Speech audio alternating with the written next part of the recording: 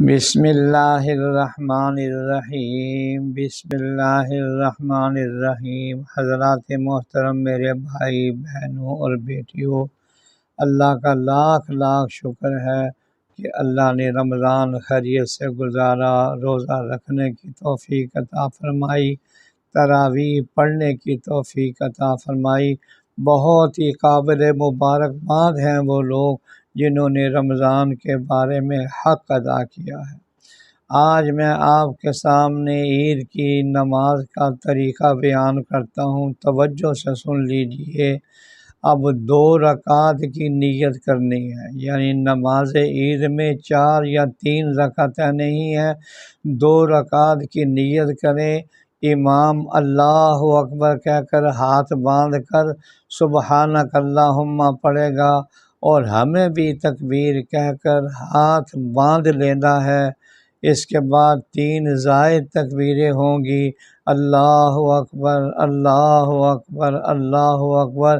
اس کے بعد امام کے ساتھ پہلی تکبیر کہہ کر ہاتھ کانوں تک اٹھا کر چھوڑ دینا ہے، دوسری تکبیر کہہ کر ہاتھ کانوں تک اٹھا کر چھوڑ دینا ہے، تیسری تکبیر کہہ کر ہاتھ کانوں تک اٹھا کر پھر ہاتھ کو باندھ لینا ہے تیسری تکبیر کے بعد۔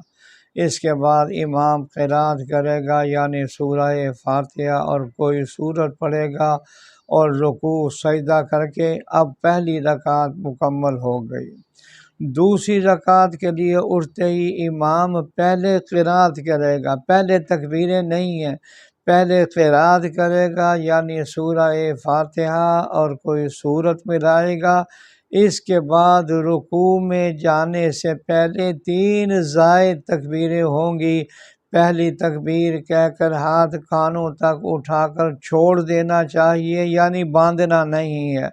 دوسری تکبیر کہہ کر ہاتھ کانوں تک اٹھا کر چھوڑ دینا ہے، اور تیسری تکبیر کہہ کر ہاتھ کانوں تک اٹھا کر ہاتھ چھوڑ دینا ہے، یہاں تک کہ زائد تکبیریں 3 مکمل ہو گئی۔ اب اس کے بعد بغیر ہاتھ اٹھائے تکبیر کہہ کر رکوع میں جائیں گے۔ بس آگے کی نماز دوسری نمازوں کی طرح پڑھنا ہے۔